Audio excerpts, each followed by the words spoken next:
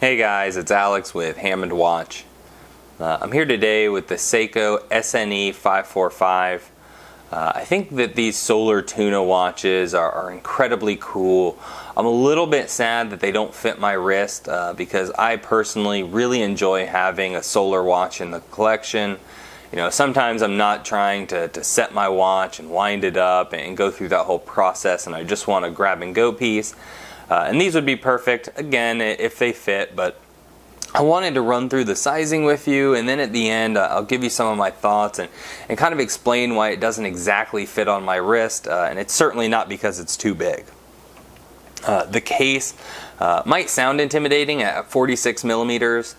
This plastic shroud is pretty wide at the bottom, but it kind of thins out as you get near the top, and then when you get to the bezel, I mean, you're really only looking at like 39.8, 39.9 millimeters wide. So it doesn't really have the presence of a huge watch. And being solar, it's a lot lighter than having a mechanical movement. So you don't really deal with the bulk that you might think. The lug to lug here, if you go from this, kind of farthest most inward tip to this one, you're looking at 46 millimeters. But if you measure, lug hole to lug hole, you're really at 42.25, which in the grand scheme of dive watches is pretty petite. I feel like anything under 50 is pretty comfortable on wrist. This really brings it in and kind of eliminates all of that bulk that you might think you're getting. The height of this watch is 12.9 millimeters, so right on par with most automatic divers. You've got this really nice 7 millimeter crown. It's incredibly easy to operate. The gripping on it is phenomenal. Although a little bit smaller of a track than you might expect, your fingers have great access to it. So it really is a pleasure to operate. Although once you have it pulled out, it's not exactly the most quality feel, but we'll kind of get into that with the negatives of the watch. You have a nice standard 22 millimeter lug width, so strap changes will be easy. That said, I'm a big fan of these new rubber straps or silicone straps that they're using. They start out at 22 millimeters, they flare out to 24 and then taper down to 20.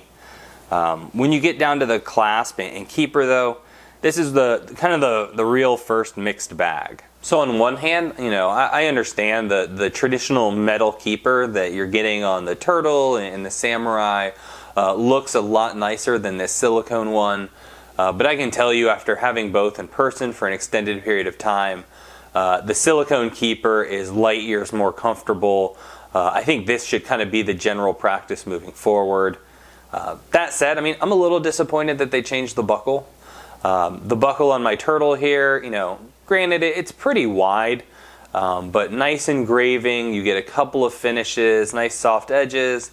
And then what's coming on the Solar Tuna just feels really generic and cheap. You do get Seiko engraved on the underside. I just wish that they would kind of do a mashup with their straps. Switch over to do everything with the silicone keeper and then the nicer buckle. And then I really have no complaints. These straps are incredibly soft and some of my favorite at the price point. The Caseback, it's typical of Seiko. You get the Tsunami in the middle, Seiko and Divers 200, with general specifications around the outermost rim. You will see that the watch has a V157 movement. That's a Japan-made solar quartz movement, and I'm a huge fan. These run at plus or minus 15 seconds a month. You get 10-month power reserve on a full charge, and they really just make it easy to enjoy the watch without having to think about it too much.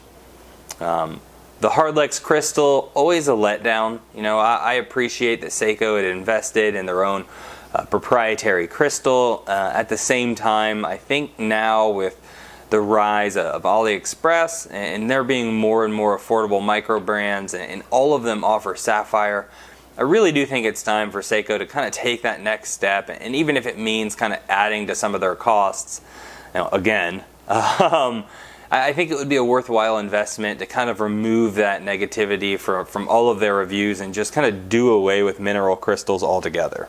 So here we are in my 7.5 to 7 3/4 inch wrist. It's not huge. You can see that the watch wears pretty small. It doesn't sit too proud on the wrist. I think all in all the proportions are great, and being a solar quartz watch, it's very light and would be easy to forget. My only concern with that, I have not a small wrist, and it's certainly relatively flat on top. So I have this knuckle that kind of sticks out right here, and the tip of the lug just tends to rub up against it and make it uncomfortable. If this watch's lugs were stretched out to the full diameter of the case at 46, 47 millimeters, I think it would fit me a lot better, but since they work so hard to bring it in, it kind of takes the watch off the table for me. I've bought 3 or 4 of these anticipating keeping them long term, but that rub just bothers me too much. I can get away with it on a NATO where it kind of lifts the watch up a few millimeters and I don't have to deal with it as much. But then you sacrifice some of the stability that it has, being a very wide, thin watch and kind of stable, and it just takes away from the overall experience for me. The only other gripe I really have, and I briefly mentioned it earlier, is the crown. I love the red collar, has fantastic gripping, very accessible, but once you've unscrewed it, you'll notice there's a ton of play. And it's the same with all of the solar tunas. As you go to set time, you'll notice there is a ton of wobble. It's not really a deal breaker. It's not a huge deal because once you have it screwed in, it does feel very solid. It's just, on a 200 meter quartz watch, which is extremely robust, it just feels a bit like a weak point. One of the more unique aspects to this watch is the bezel insert. It's aluminum, but it's got a lot going on. You have a nice kind of wide triangle at 12 o'clock. I imagine that was kind of to skirt some of the quality control issues with getting it to line up properly, although you'll see that this one is still just a touch off. From 12 o'clock to 4, you have this kind of matte finished black with white indices, or white markers rather, and it really ties in well and matches the dial. Then from 4 back around till 12, there is what appears to be a glued on section of aluminum. I don't think this is one solid piece that's been milled out and stepped up, but it does add a little bit of visual interest. It's got a raise there, and then you have this nice kind of radial pattern throughout it. These grooves are very reminiscent to the great white watches that they recently produced.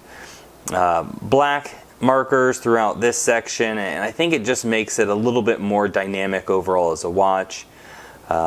Overall, I think it's got a killer look. I like this red seconds hand.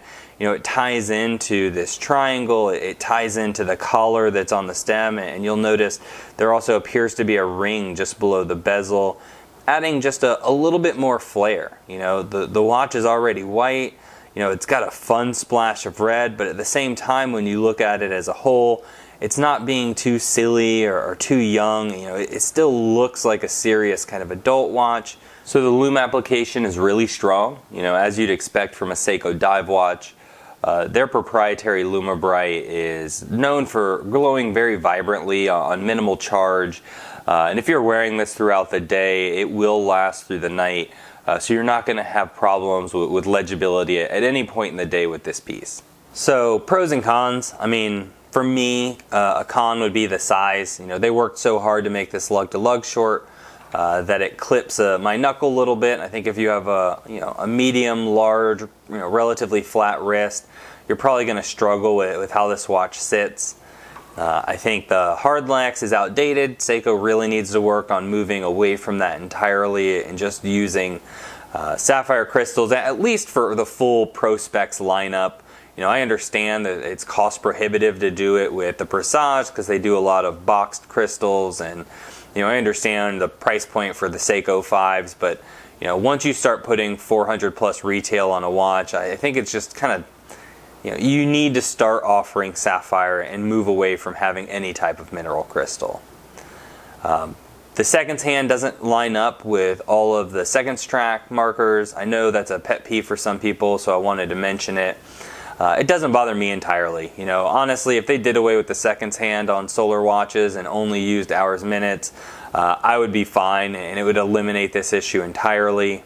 The positives, solar watch, you don't have to reset the time often. It's lighter weight, 10-hour power reserve. I think the styling is phenomenal. Between the radial pattern on the bezel, you have these grooves throughout the strap. The pop of red against the white really comes through. I think overall it's an incredibly handsome watch while still being really fun, and I think a fantastic summertime piece. Now when you go to buy these, you're going to see a $450 retail. Please don't ever pay that. I don't think these watches are worth that type of money. That said, if you go into any Seiko AD, I imagine you can pick these up a lot closer to that $350 and under range. Amazon sells them for $370, and I see them on eBay, here and there, kind of in the mid to high 200s. If you'll go used and be patient, you can even get a better deal than that. I was able to pick this up for just under $200, and I think at that price point, it's a killer value. I'm able to get some content out of it, play around, and then move it down the road, and it really doesn't cost me anything. I hope you guys have enjoyed the content. If you did, go ahead and give us a thumbs up. It really helps in YouTube's algorithm. Also consider subscribing.